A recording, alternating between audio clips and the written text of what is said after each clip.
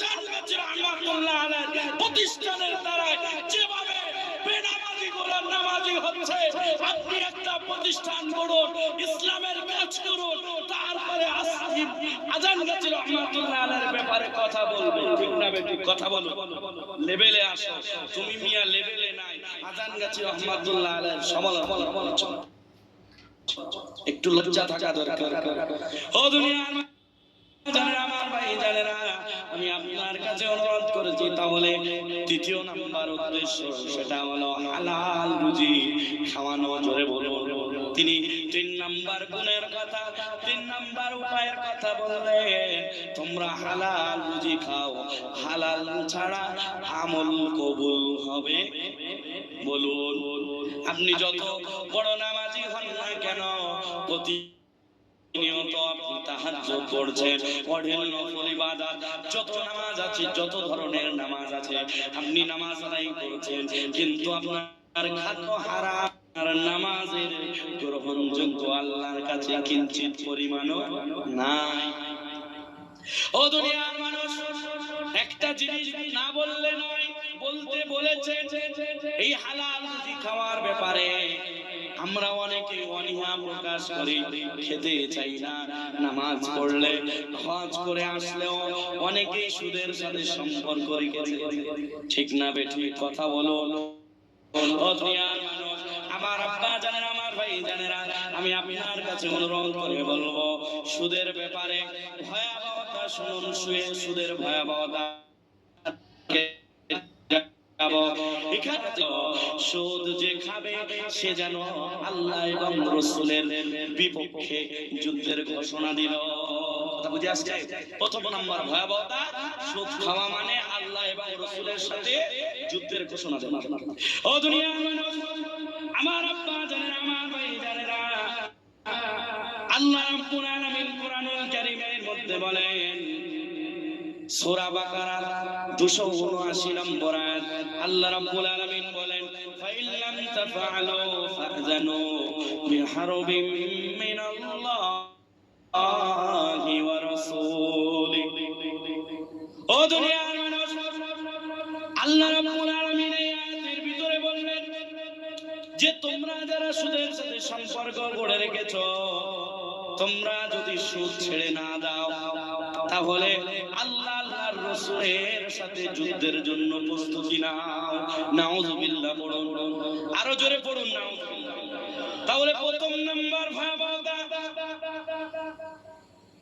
সুদ খাওয়া মানে আল্লাহ এবং রাসূলের সাথে যুদ্ধের ঘোষণা দেওয়া।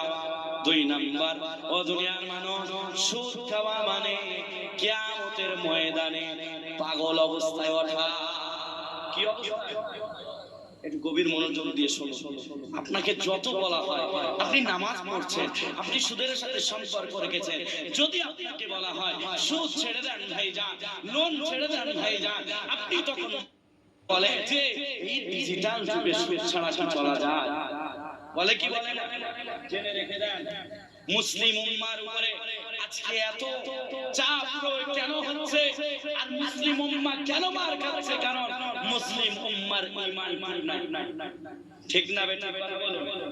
আর যারা আমাদের শত্রু, কি যারা আমাদের, তারা জানে মুসলমানদের কিছু দরকার নাই, মুসলমানদের যদি ঈমানি জজবা থাকে এদের সাথে পারা। বলুন বলুন, তারা ইতিহাস পড়েছে, কোরআন হাদিস ঘেটেছে, কোরআন রিসার্চ করেছে, পূর্বে অনেক ইতিহাস আছে, সংকল্প ছিল, কিন্তু ঈমানি জজবা থাকার কারণে 313 জন, 1000 জনের উপরে ভারী পড়ে গেছে। ঠিক না? কথা বলো। আজ তারা আমাদের এই ঈমানি জজবা, ঈমানি ক্ষমতা কেড়ে নেওয়ার জন্য তারা বিভিন্ন রকম পায়তা চালিয়েছে, যেমন ইন্টারেস্ট নামে। কি নামে? বলছে এটা তো ইন্টারেস্ট, এটা লভ্যাংশ, এটা নেওয়া যায়। অনেক মাওলানা মুফতি যারা মুখে দাঁড়িয়ে, লম্বা জুব্বা, মাথায় পাগড়ি করে বলছে ব্যাংক থেকে যে সুদটা, যে ইন্টারেস্টটা হয়, যে ব্যাংক কোম্পানি দেয়, এটা নাকি নেওয়া যায়। নাউযুবিল্লাহ। আল্লাহর নবী বলেন, কুল্লু করদিন যাররা মানফাআতান ফাহুয়া রিবা। আল্লাহর নবী বলেন যে সমস্ত ঋণ যে সমস্ত ঋণ, যে ঋণ থেকে অল্প পরিমাণ আশা করা হয় সেটাই সুদ। কি? যা থেকে অল্প পরিমাণ আশা করা হয় সেটাই সুদ। মনে থাকবে, আমি একজনের কাছে দিয়ে রাখলাম টাকা, সেই টাকা আমি আশা রেখেছি আমার কাছে সে যখন ফেরত দিবে 1000-এ 10 টাকা করে দিবে। এটা তো সে লোকবান শুনবে, কারণ আমি তার উপকার তো করলাম। এটা জায়েজ মনে হয়? জায়েজ না, কোনো আশা করা যাবে না। তদ্রূপ ব্যাংকে আপনি রেখে দিলেন, আপনি যদি মনে করেন আমি ব্যাংকওয়ালার কাছে দিলাম, ব্যাংকওয়ালা আমি তার কাছে টাকা রেখে দেওয়ার কারণে ব্যাংকওয়ালা খুশি হয়ে আমাকে টাকা দিচ্ছে, এটা তো আমার নেওয়া যায়। তবে জেনে রেখে দেন না, এটাই হলো নেক্সট সূরাতে শয়তানের ধোঁকা। কি সূরাতে? নেক্সট সূরাতে শয়তানের ধোঁকা, আমার আপনার ঈমান কেড়ে নেওয়ার জন্য। ও দুনিয়ার মানুষ, মাওলানা সাহেব চলে এসেছেন, আর কয়েকটি কথা বলে আমি ছেড়ে দেব। এই সুদের ব্যাপারটা বলে আর একটি যে উপায় বাকি আছে সেটা অল্পটা দিয়ে আমি নেমে যাব। আমি আপনার কাছে অনুরোধ করে বলছি, তাহলে দ্বিতীয় নাম্বার হলো সুদ খাওয়া মানে কিয়ামতের ময়দানে পাগল অবস্থায় ওঠা। কি পাগল অবস্থায়? আল্লাহ রাব্বুল আলামিন বলেন, আল্লাযীনা ইয়াকুলুনার রিবা লা ইয়াকুমুনা ইল্লা কামা ইয়াকুমুল্লাযী ইয়াতাখাব্বাতুহুশ শাইতানু মিনান মাস। ও দুনিয়ার মানুষ, আমার আব্বা জানেন, আমার ভাই জানেন, আল্লাহ রাব্বুল আলামিন বলেন যারা সুদ খায় তারা কিয়ামতের ময়দানে ওই ব্যক্তির ন্যায় উঠবে যাকে শয়তান স্পর্শ দ্বারা পাগল বানিয়ে দিয়েছে। নাউযুবিল্লাহ পড়ুন, জোরে পড়ুন নাউযুবিল্লাহ। তাহলে এক নাম্বার সুদের ভয়াবহতা আজকে মুখস্থ করে যান। আপনি যদি সুদ না ছাড়তে পারেন, আমি আজকের যে উপায়গুলো, যে ভয়াবহতাগুলো বলে যাচ্ছি, একটু গভীর মনোযোগ দিয়ে শুনুন, আর বাড়িতে গিয়ে লিখবেন 1 2 3 4 করে। যেখানে প্রবেশ করার সময়, ঘরে প্রবেশ করার সময় যেখানে প্রথমে চোখ যায় সেখানে একটা মেরে রাখবেন, বাথরুমে যাওয়ার আগে সেখানে মেরে রাখবেন, খাবার টেবিলে বসার আগে যেখানে প্রথমে চোখ যায় সেখানে মেরে রাখবেন। যদি লজ্জা শরম থাকে আর আপনি খাবেন না, যদি না থাকে কথা বুঝে আসছে? কথা ক্লিয়ার, ঠিক না বেঠিক? ও দুনিয়ার মানুষ, তাহলে 2 নাম্বার ভয়াবহতা সুদ খাওয়া মানে কিয়ামতের ময়দানে পাগল অবস্থায় ওঠা। 3 নাম্বার ভয়াবহতা, আল্লাহ নবী বলেন, আকিলুর রিবা ইউবাসু ইয়াউমাল কিয়ামাতি মাজনুনান ইউখলা। ও দুনিয়ার মানুষ, আল্লাহ নবী বলেন যারা সুদ খায় তারা কিয়ামতের ময়দানে ওই ব্যক্তির নাই উঠবে যে ব্যক্তির গলায় ফাঁস লাগিয়ে দিলে যেমন অবস্থা, ওই অবস্থায় কিয়ামতের ময়দানে উঠবে।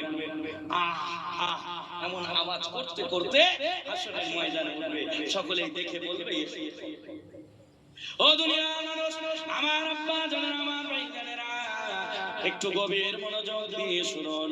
4 নাম্বার ভয়াবহতা, আল্লাহর নবী, আল্লাহর হাবিব মুহাম্মদুর রাসূলুল্লাহ সাল্লাল্লাহু আলাইহি ওয়াসাল্লাম বলেন, ইযা যাহারাতিজ জিনা ওয়ার রিবা ফি ক্বরিয়া ফাকাদ হাল্লু বিআনফুসিহিম আযাবাল্লাহ। ও দুনিয়ার মানুষ, গভীর মনোযোগ দিয়ে শুনুন। 4 নাম্বার ভয়াবহতা, সুদ খাওয়া মানে এলাকায় আযাব বৈধ করে নেওয়া। এই এলাকার নাম কি? জগন্নাথপুর। আল্লাহ রাব্বুল আলামিন এই জগন্নাথপুরে আযাব দিতে চান না, তবে 2 শ্রেণী এই এলাকাবাসীর মধ্যে 2 শ্রেণী এমন আছে যারা আল্লাহর আযাব টেনে আনে। আল্লাহ জগন্নাথপুরে আযাব দিতে বলুন দিতে চান না, তবে 2 শ্রেণীর ব্যক্তি এমন আছে যারা আল্লাহর আযাবকে টেনে আনে। 2 শ্রেণী কারা? আল্লাহ নবী বলে, ইযা যাহারাতিজ জিনা ওয়ার রিবা ফি ক্বরিয়া, যে এলাকায় জিনা এবং সুদ অতিমাত্রায় বেড়ে যাবে, এই সুদ খানেওয়ালা, জিনা করনেওয়ালা বান্দা আল্লাহর আযাব ওই এলাকায় বৈধ করে নেয়। নাউযুবিল্লাহ বলুন। ও দুনিয়ার, তাহলে 4 নাম্বার ভয়াবহতা, সুদ খাওয়া মানে এলাকায় আযাব বৈধ হয়ে যাওয়া। আর আল্লাহর আযাব যখন যখন আসবে আল্লাহ ভালো মন্দ কিছু দেখবে না, ঈমানদার বেঈমান কিছু দেখবে না, সকলের উপরেই আযাব। ঠিক না বেঠিক? মুসা আলাইহিস সালাতু ওয়াস সালাম আল্লাহর কাছে একদিন প্রশ্ন করেছিলেন, আল্লাহ আপনি দিলে সকলকেই দেন কেন? যে ভালো কাজ করে তার উপরে আযাব আসে, যে খারাপ কাজ করে তার উপরে আযাব আসে। আপনার আযাব আসা দরকার ছিল যারা খারাপ কাজ করে তাদের উপরে, আপনি ভালো মানুষের উপরে আযাব দেন কেন? ঠিক আছে, আল্লাহ উত্তর দিলেন না। একদিন মুসা আলাইহিস সালাতু ওয়াস সালাম এক জায়গা দিয়ে যাচ্ছিলেন, হঠাৎ একটা পিঁপড়ার চাক বোঝেন তো, পিঁপড়া একটা কামড়ালো। মুসা আলাইহিস সালাতু ওয়াস সালাম তিনি রাগী, ঠিক না? তিনি একটা পিঁপড়ার কারণে সকলকেই মেরে ফেললেন। আল্লাহ বলে, ও পয়গম্বর মুসা, কি ব্যাপার? পিঁপড়ে তো একটা কামড়ালো তোমাকে, তুমি পুরো পিঁপড়ের চাকচাই ধ্বংস করলে কেন? আল্লাহ বলছে, ও মুসা তোমার উত্তর এখানেই আছে। আমি আল্লাহ যখন রাগান্বিত হয়ে যায় আমি কিছু দেখি না, সকলের উপরেই আযাব চলে যায়। কথা বুঝে আসছে? তাহলে দুই শ্রেণী, যারা সুদ এবং জিনা আছে না সমাজে, তাদেরকে বলবো যে ভাইজান সুদ ছেড়ে দেন, জিনা ছেড়ে দেন। দুনিয়ার মানুষ তাকে বোঝালে সে ছেড়ে দিবে। কথা বলে সকলেই মিলে যাবে, কারণ তার কারণে আপনিও আল্লাহর আযাবের শিকার হতে পারেন। ও দুনিয়ার মানুষ, আমার আব্বা জানেন, আমার ভাই জানেরা, একটু গভীর মনোযোগ দিয়ে শুনুন। 5 নাম্বার সুদের ভয়াবহতা। আর রিবা 70 হুবা আইসারুহা আইয়ানকিহার রাজুলু উম্মা। আল্লাহর নবী আল্লাহর হাবিব মুহাম্মদুর রাসূলুল্লাহ বলেন, সুদের 70টি ভাগ আছে, আর 70টির মধ্যে সবচাইতে নিম্ন স্তর হলো নিজের আপন মায়ের সাথে বিবাহ করা, অর্থাৎ জিনা করা। নাউযুবিল্লাহ বড়। তাহলে 5 নাম্বার ভয়াবহতা, সুদ খাওয়া মানে নিজের আপন মায়ের সাথে বিবাহ করা, অর্থাৎ জিনা করা। নাউযুবিল্লাহ বলা। ও দুনিয়ার মানুষ, 5 নাম্বার সুদ খাওয়া মানে নবীজি সাল্লাল্লাহু আলাইহি ওয়াসাল্লাম বলেন, আমি মেরাজের রাতে যখন জাহান্নাম ভ্রমণ করতে গেলাম, দেখলাম এক শ্রেণীর মানুষগুলোর পেটগুলো বিশাল বড় বড়। কিগুলো? পেটগুলো বিশাল বড় বড়, আর ওই পেটের মধ্যে বিষাক্ত সাপ চলাফেরা করছে। ও দুনিয়ার মানুষ, নবীজি বলেন, ও জিবরিল এরা কারা? জিবরিল আমিন বলেছিলেন, এরা হলো সুদখোর। তাহলে 6 নম্বর ভয়াবহতা, সুদ খাওয়া মানে, ও দুনিয়ার মানুষ, আমার আব্বা জানেন, আমার ভাই জানেরা, তাহলে সুদ খাওয়া মানে নিজেদের পেটগুলো বিশাল বাড়ির মতন হওয়া, আর পেটের মধ্যে সাপ দেখা দেওয়া। মনে থাকবে? মনে থাকবে? 7 নম্বর ভয়াবহতা, আল্লাহ নবী আল্লাহর হাবিব বলেন, ইজতানিবুস সাবআল মুবিকাত, তোমরা ধ্বংসাত্মক 7টি পাপ থেকে দূরে থাকবে। এই 7টি বলার সময় নাই, তার মধ্যে এই 7টির মধ্যে একটি আছে, একটি হলো সুদ খাওয়া। নবী বলেছেন সুদ খাওয়া মানে, এই সুদ হলো ধ্বংসাত্মক পাপ, দুনিয়া আখিরাত ধ্বংস করে। আল্লাহ রাব্বুল আলামিন কোরআনুল কারীমের মধ্যে বলেন, ইয়ামহাকুল্লাহুর রিবা ওয়া ইউরবিস সাদাকা। আল্লাহ বলেন, আমি সুদকে ধ্বংস করব আর সাদাকাকে বাড়িয়ে দেব। দান করতে চাই না, কিন্তু লোন নেওয়ার বড় আছে। সুদ খাওয়া মানে আল্লাহর লানত পাওয়া। কার লানত? আল্লাহ তাকে ধ্বংস করবে। নবী বলেন, তোমরা 7টি ধ্বংসাত্মক পাপ থেকে নিজেকে দূরে রাখো। সেই 7টির মধ্যে একটি হলো আর রিবা, সুদ খাওয়া। মনে থাকবে ইনশাআল্লাহ। তাহলে 7 নাম্বার ভয়াবহতা, সুদ খাওয়া মানে দুনিয়া আখিরাত বলুন কথা বুঝে আসছে আমার? 8 নাম্বার, এটাই শেষ। বেয়াদবি হচ্ছে, অনেক সময় হয়ে যাচ্ছে, তবে একটা কথা শেষ না করলে আপনারা বুঝতে পারবেন না। ঠিক না বেটা? কথা বলুন, শেষ করে নিতে। 8 নাম্বার ভয়াবহতা, আল্লাহ নবী মুহাম্মদুর রাসূলুল্লাহ সাল্লাল্লাহু আলাইহি ওয়াসাল্লাম তিনি মেরাজের রাতে একটা সমুদ্রের পাশে গেলেন। কেমন সমুদ্র? পূজার রক্তের সমুদ্র। কিসের সমুদ্র? পূজার রক্ত। ও দুনিয়ার মানুষ, আমার আব্বা জানেন, আমার ভাই জানেন, ওই সমুদ্রের মধ্যে একজন সাঁতার কাটছে। সে সাঁতার কেটে কেটে যখন কিনারায় আসছে, কিনারায় এক ব্যক্তি দাঁড়িয়ে আছে। ওই ব্যক্তির চারিপাশে পাথর ফেলা আছে, ওই পাথরগুলো নিচ্ছে আর ওই সাঁতার কাটনেওয়ালা ব্যক্তির মাথার উপরে নিক্ষেপ করছে, আবার দূরে চলে যাচ্ছে। ও দুনিয়ার মানুষ, নবীজি জিজ্ঞাসা করেছিলেন, ও ভাই জিবরিল, এরা সমুদ্রে সাঁতার কাটতে থাকা, মনে থাকবে আমার সাথে একটু বলুন। এক নাম্বার সুদের ভয়াবহতা, সুদ খাওয়া মানে আল্লাহ এবং রাসূলের সাথে যুদ্ধের ঘোষণা দেওয়া। দুই নাম্বার, সুদ খাওয়া মানে কিয়ামতের ময়দানে পাগল অবস্থায় ওঠা। তিন নাম্বার, সুদ খাওয়া মানে কিয়ামতের ময়দানে গলায় শ্বাসরোধ অবস্থায় ওঠা। চার নাম্বার, সুদ খাওয়া মানে এলাকায় আযাব বৈধ করে নেওয়া। পাঁচ নাম্বার, সুদ খাওয়া মানে নিজের আপন মায়ের সাথে বিবাহ করা অর্থাৎ জিনা করা। ছয় নাম্বার, সুদ খাওয়া মানে নিজেদের পেটগুলো বিশাল বাড়ির মতন হওয়া আর পেটের মধ্যে সাপ দেখা দেওয়া। সাত নাম্বার সুদের ভয়াবহতা, সুদ খাওয়া মানে দুনিয়া আখিরাত ধ্বংস করে নেওয়া। আট নাম্বার সুদের ভয়াবহতা, সুদ খাওয়া মানে কিয়ামত পর্যন্ত রক্তের নদীতে সাঁতার কাটতে থাকা। মনে থাকবে ইনশাআল্লাহ, সুদ ছেড়ে দেব তো ইনশাআল্লাহ, বলুন ইনশাআল্লাহ। সুদের জন্য মুজাদ্দিদে জামান কঠিন আদেশ দিয়েছেন, সুদ ছেড়ে দাও, সুদের সাথে কোন রকম ভাবে সম্পর্ক রাখা যাবে না। তাহলে হালাল রুজি খেতে হবে ইবাদত কবুলিয়াতের জন্য। চার নাম্বার তিনি বলেছেন ইখলাস রাখবে, অর্থাৎ আল্লাহর ভয় লাগবে। চার নাম্বার হলো এটাই, আল্লাহর ভয় অন্তরে রেখে ইবাদত করো, আল্লাহ ইবাদত গ্রহণযোগ্য করে নেবে। জোরে বলো। মুজাদ্দিদে জামানের চারটি কথা দুইটি ভাগে ভাগে করো।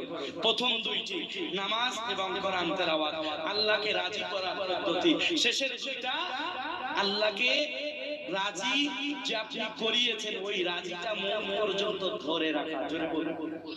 আপনি যদি হালাল খান, আল্লাহর ভয় রেখে চলেন, মউতের আগ পর্যন্ত আপনি আল্লাহকে যে খুশি করেছেন এটা ধরে রাখতে পারবেন। আর আপনি যে আল্লাহকে খুশি করেছেন ধরে রাখলে আল্লাহ আপনার মউতের আগে বলবে, ইয়া আইয়াতুহান নাসুল মুতমাইন্না ইরজিই ইলা রাব্বিকি রাদিয়াতাম মারদিয়া ফাদখুলি ফি ইবাদি ওয়াদখুলি জান্নাতি। জোরে বলুন সুবহানাল্লাহ। আল্লাহ রাব্বুল আলামিন আমাদের সকলকে শোনার থেকে বেশি বেশি, আমি গুনাহগারকে বলার থেকে বেশি বেশি আমল করার তৌফিক দান করুক। সকলে বলুন, আরো জোরে বলুন। আমার কথাই কি কষ্ট পান নাই তো? মুজাদ্দিদে জামানের কথাগুলো ব্যক্ত করে গেলাম কোরআন সুন্নাহর আলোকে। আপনি যদি মেনে নিতে পারেন, মানব তো ইনশাআল্লাহ।